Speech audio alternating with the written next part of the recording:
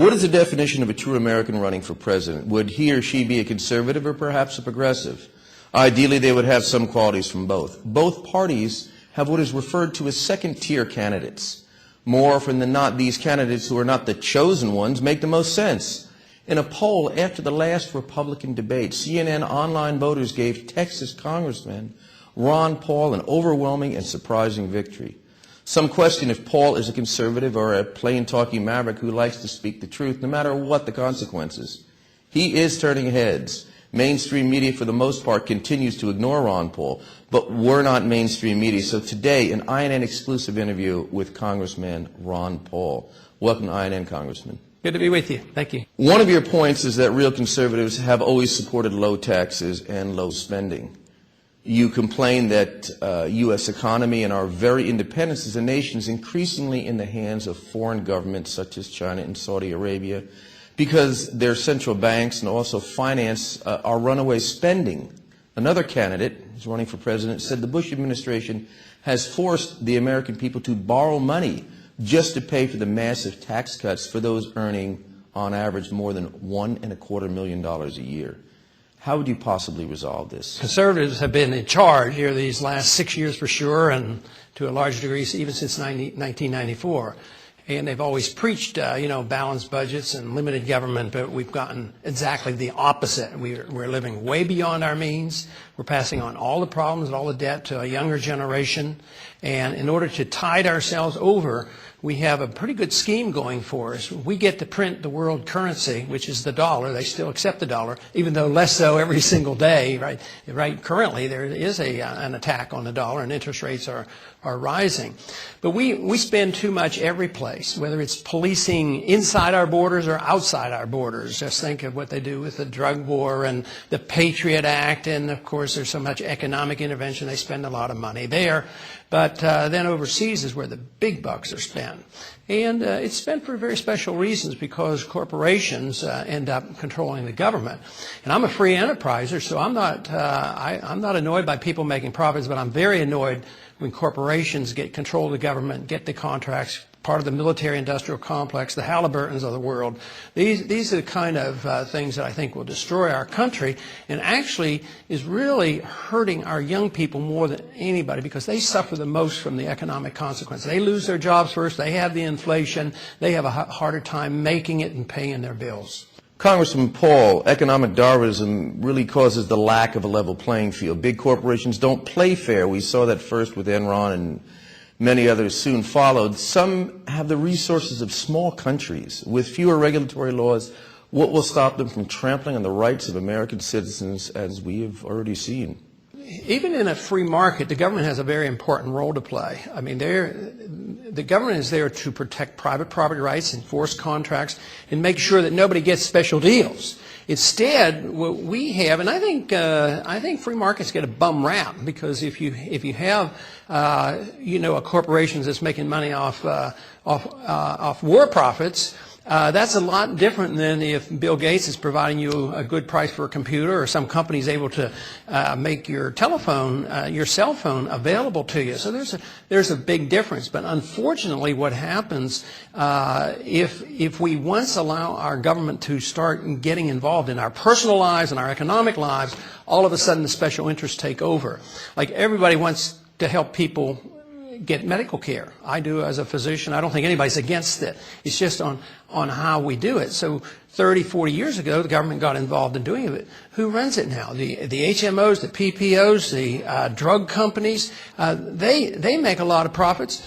The patients get poorer care, and the doctors are so upset they don't even want to participate anymore. But it's the abuse of government and the cooperation or the collusion between government and big business that I think really messes it up. Congressman Paul, you say on your website NAFTA superhighway is just one part of a plan to erase the borders between the U.S. and Mexico, called the North American Union. This spawn of powerful special interests would create a single nation out of Canada, the U.S., and Mexico, with an unelected bureaucracy and money system. My question is, who are these special interests, and how do you propose to stop them? The real movement started in April of 2005 when the three presidents, Mexico, United States, and Canada, got together and had this pseudo-agreement because it has no legality to it. It wasn't approved by the Congress, and that was the Security and Prosperity Partnership. And now, even in this new bill that's being proposed, the immigration bill has even details in there that further moves us along to a North American Union. Once again, I think the people who suffer the most are the poor. Just think of who rebelled in Mexico when we had NAFTA. It was the very poor that complained the most and rebelled. I think it's the large corporations, the international banks, and they control things, and they do it in the name of freedom and capitalism and free trade, but I think it's all a collusion for managed trade and control. We've become less of a nation of mortars and more a nation that uses our military to protect U.S. and multinational interests abroad. Forget about right or wrong. How do these things coexist without what you brought up in the debate in South Carolina, blowback? It seems to be economic blow. The economic adventures cause just about as much blowback as the military adventures. Yes, and that's what the American people, I think, have failed to realize, because this concept has been around for a long time. It wasn't like I invented this term or this notion. It's been here a long time.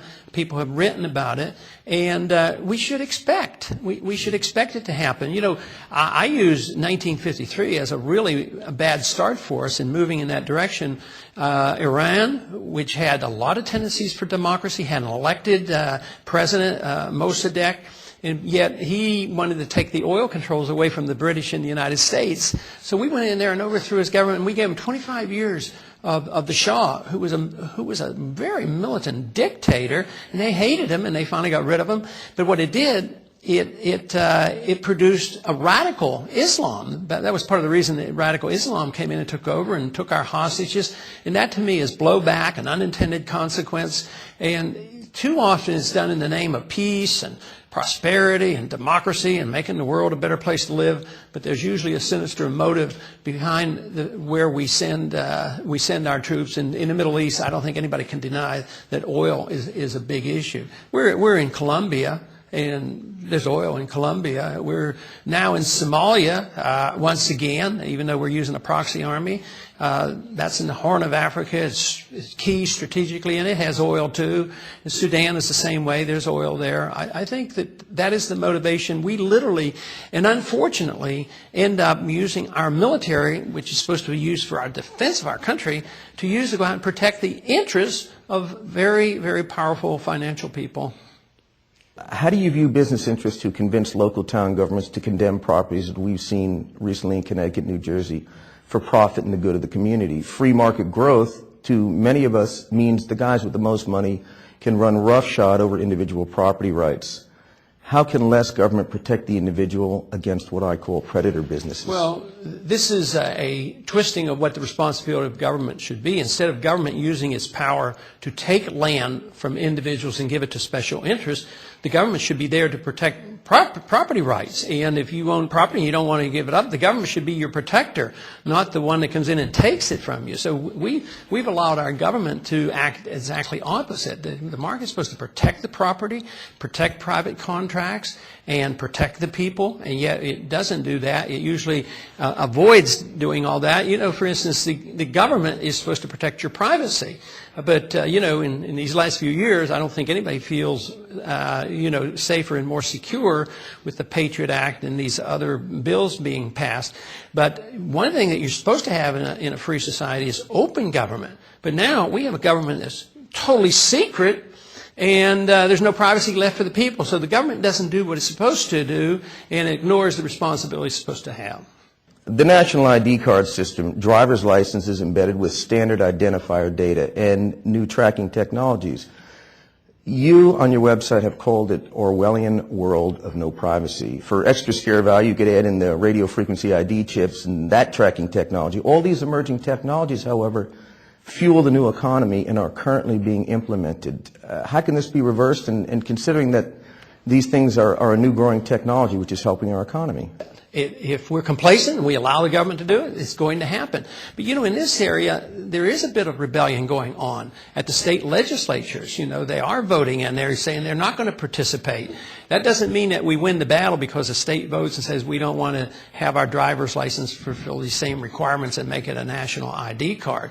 But ultimately, the people are the only ones who can stop it. As long as the people stay complacent and whether it's the issue of war or invasion of our privacy or whatever, there's always ulterior motives. So much of this legislation that was passed immediately after 9/11 was not brand new proposals. They had been around for a long time. Like most of what was in the Patriot Act had been proposed. It's what they do is they wait for the opportunity when the people are scared and frightened. Well, we have to do this. And I'm sure you heard right after 9/11, well, it doesn't hurt to give up some of your freedoms if it makes us safe. How else can we be safe? But I think it's very important that you don't have to give up freedoms to be safe. Matter of fact, if you give up your freedoms, you're less safe.